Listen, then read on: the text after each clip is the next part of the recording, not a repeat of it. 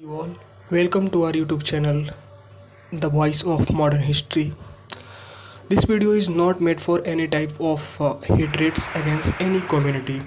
This video is only made for educational purposes.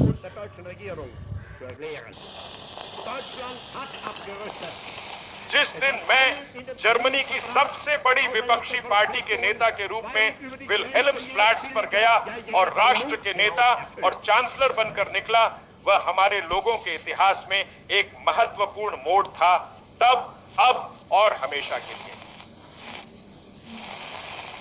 अगर Germany आज आर्थिक रूप से बचा है, तो जर्मन लोग सिर्फ अपने नेतृत्व और मेहनत के लिए शुक्रगुजार हैं। विदेशों ने इसमें कोई योगदान नहीं दिया।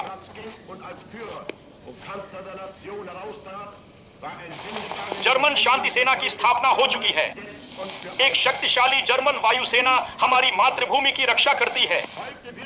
एक नई शक्ति हमारे तटों की निगरानी कर रही है। हमारे सामान्य उत्पादन में भारी वृद्धि के बीच बिना किसी समानता के हथियारों का निर्माण जारी रखना संभव हुआ।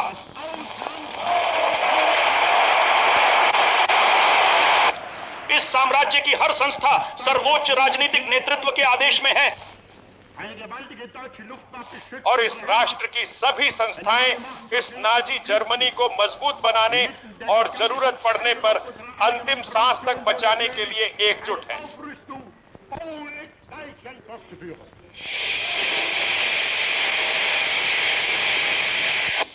इस समय मैं केवल प्रभु से प्रार्थना करूंगा कि वह आने वाले वर्षों में हमारे कार्य, दृष्टि और संकल्प को आशीर्वाद दे। वह हमें झूठे अहंकार और कायर आत्मसमर्पण से बचाए। हमें वह सीधा मार्ग दिखाए जो उसने जर्मन लोगों के लिए सोचा है, और हमें साहस दे कि हम सही काम करें और किसी भी शक्ति या खतरे के सामने कभी न झुकें या पीछे न हटें। जर्मनी अमर रहे।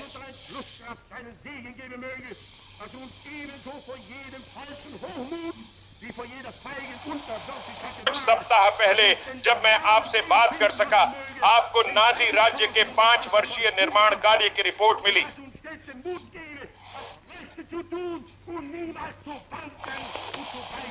इस रिपोर्ट में मैंने उन राजनीतिक समस्याओं पर भी चर्चा की जिनके खतरे को कुछ यूरोपीय अज्ञानी बार बार नजरअंदाज करते रहे हैं।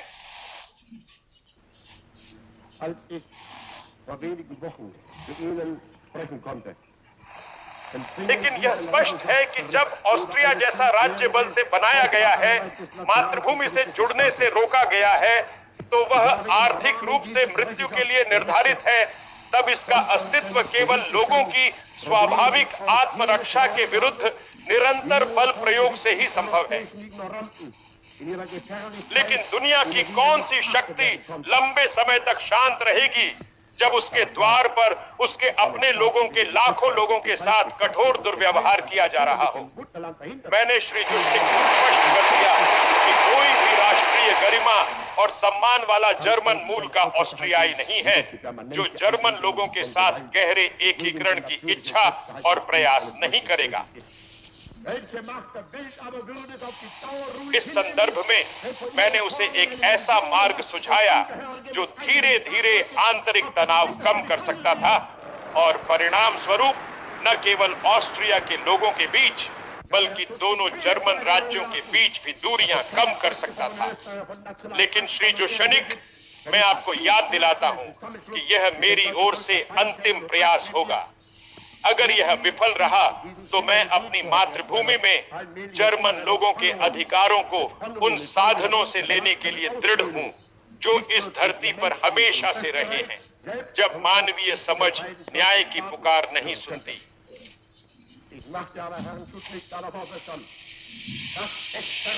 यह रवैया सही था। इस तथ्य से साबित होता है कि कार्यान्वयन में जो फिर आवश्यक हो गया था, 3 दिनों के भीतर एक हस्तक्षेप ने पूरी मातृभूमि को मेरी ओर खींच लिया, बिना एक भी गोली चले और इस तरह एक भी बलिदान किए। खुशी है कि अब मैं सर्वोच्च ऐतिहासिक मिशन के लोगों का प्रतीक बन गया हूँ।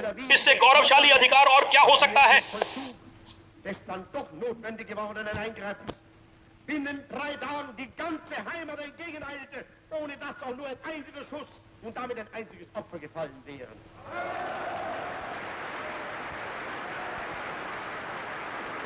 Übrigens bin ich glücklich, damit nunmehr zum Vollstrecker des höchsten geschichtlichen Auftrags geworden zu sein. Welch stolzere Befriedigung kann es auf dieser Welt für einen Mann geben, als die Menschen der eigenen Heimat in die größere Volksgemeinschaft geführt zu haben?